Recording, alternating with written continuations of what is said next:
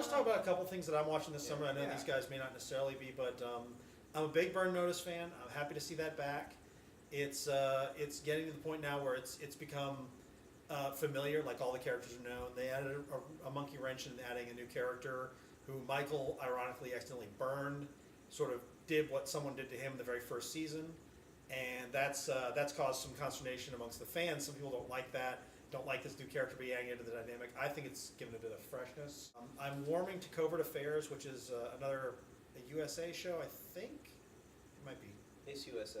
Is it USA? Yeah. I'm pretty sure. And it's Alias without the all the Rimbaldi stuff. It's basically just a new rookie agent working for the CIA.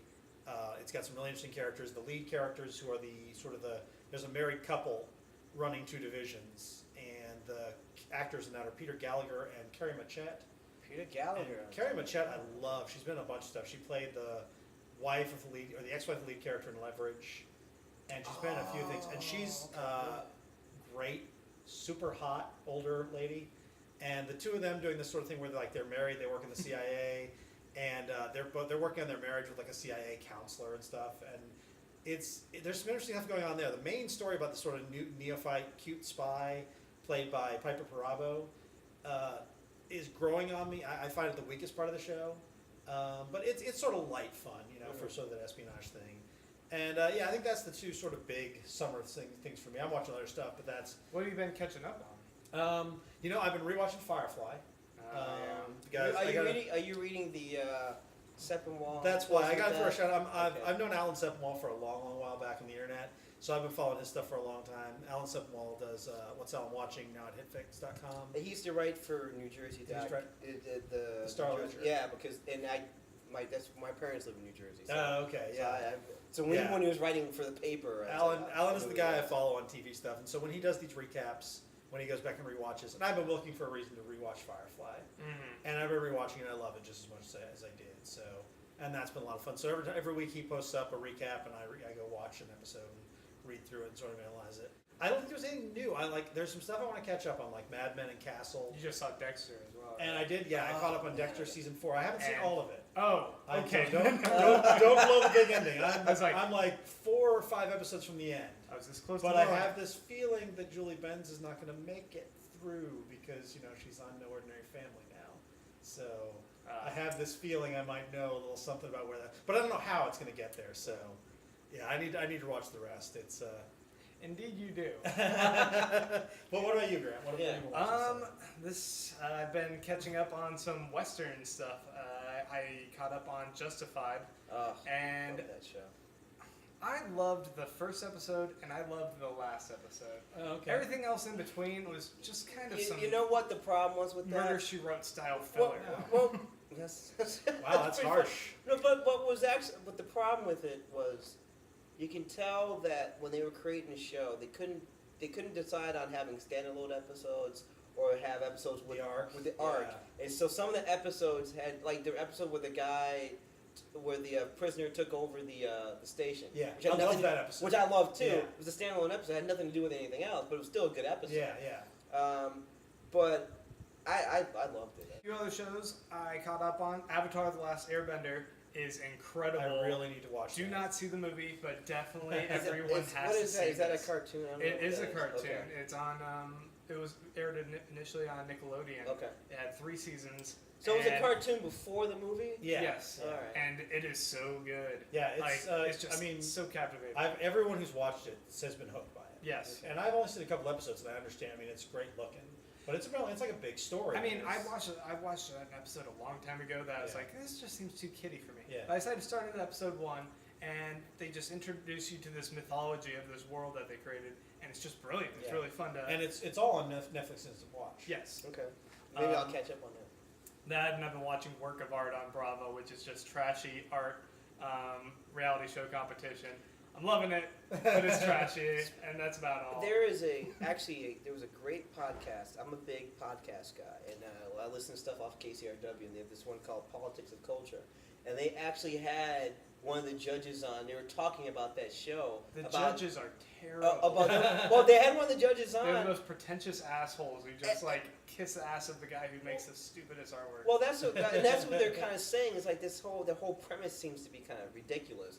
But it was a really intelligent conversation about it that almost made me want to watch it. But oh yeah, I mean it's a blending of two worlds that seem like they shouldn't be blended. The art community and reality TV show, which is something the art community always tries to rally against. And Yes. I love when they meet because it's just trashy goodness. Greg, what have you been Let's watching? see. I've been catching up on The Good Guys, and they were running it on Fox and on FX. That's the Bradley Whitford and Colin Hanks show, where it's just a goofy cop buddy show. It's funny. It's really, really funny. Yeah. And they're coming back for a second season, thank God, because I wasn't quite sure how they were doing with the ratings. Yeah, okay. See, the other one I was catching up on, Generation Kill, because Okay. kind of because of Sepinwall, because Sepinwall, I think, needs to put a book out on his writing on The Wire. Yeah. Yeah, absolutely. But so I kind of got into this thing where, and also because I watched True Blood still, and I love True Blood's going great, but like Alexander Skarsgård, I hope I'm pronouncing his name I right. think that's right. Skarsgård? Skarsgård. Yeah. Well, you know, his dad, and Yeah. I mean, but he was in Whatever. the blonde vampire guy.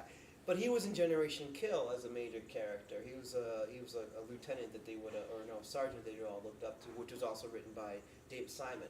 So it just like I gotta rewatch Generation Kill because when it was first on, I kind of was half-assed watching it and it didn't get all the subtleties of it. And so it's only one season. I think it was 8 episodes or 10 episodes, and it's really like a thinking man version of the war of the Iraq War, and really getting involved in those characters. And let's see, what else have I been catching up on? True Blood, Good Guys, Generation Kill, and I have to start. I started The Shield. I started The Shield, and I liked the first episode, You better. and it was great. Except I got my laptop stolen. Oh, no. with that DVD in it. Oh, so man. so I had to wait until they sent me the new DVD, and so I'm gonna start it again. So Alright. I can catch up on the Shield. And So you saw the whole first episode, though, right? Oh yeah, it was great. Yeah. That final moment. Well, that's just Yeah. that's what gets you. Yeah. It's like what got me for 24. Yeah. What got me for 24 was when in the second episode, Jack's daughter gets kidnapped. Right, The other right. girl gets kidnapped. They get back. The other girl's hurt. She's in the hospital. Her dad goes Yeah. into the hospital room and Right. kills her. I was Right. like, oh my God, Yeah. I've never seen anything like that on TV. Right. So I'm like, that's Yeah. great. The Shield. I mean, the Shield's great because Vic Mackey, Yeah. being played by Michael Chiklis, is this great bulldog of a character. And even in the opening, and you're like, you've seen the renegade cop on TV Yeah, before. yeah. You've seen this guy's really talks tough and he talks back to the brass and all that. You never seen him kill another cop at the end of a show. Right. Yeah. It's that watching with him and that, and actually it's now watching I'm an HBO whore, so everything that's on HBO I watch. So they're rerunning Street Kings the whole time now. Okay. So I watched that thinking Street Kings, and I gotta see Brooklyn's Finest still. But I love the renegade, like you say, the crime dramas. Yeah. But I love the renegade cop. I love the Yeah. out of control cop. Yeah. I love the cop that's fucking whores, stealing drugs, doing drugs, killing cops, shooting cops. But I just Right. love that. Yeah, I mean that's the Shield all over. Because Absolutely. McNulty on the wire is one thing. McNulty's he's an ego-driven maniac, but He's insane. Vic Mackey is a completely different kind of animal. Yeah, nobody. I It's don't. a force of nature. Yeah. It's just I don't know if you. it makes you feel sicker and sicker each season. Yeah, because you're rooting for him. You find yourself rooting. You're like, why am I rooting for this guy? He's the bad guy in a lot Yeah. of ways. But they After give you some such episodes, insight I would into just his be like, head. yeah, gonna take a break for a Okay. little bit. yeah, I'm looking forward to catching up on that. It's too. good. yeah. It's great stuff. So, yeah, I guess we probably went a little over on this. Yeah. So I might have to chop some stuff up or split it into two. But that is That's our cool. summer wrap up. I say split into two, man. Yeah, probably. That's right. Because we're TV dudes, we got a lot to say. That's Exactly. right. It's a special 2-part episode. Two spot. Only the second The two second- parts. the You second know it's going to be a episode- good show when they do the 2-part episode right off the bat. Yeah, part 2. It's intense, Right. guys. This is the Lost of TV podcast. Yes, yes. Anyway, check us out once again at the TV Dudes on YouTube, and we'll be back next week. Thanks. Like our synchronized. Yeah, Hand that was, wave. That's good. That's a Yeah. great wave. Yeah.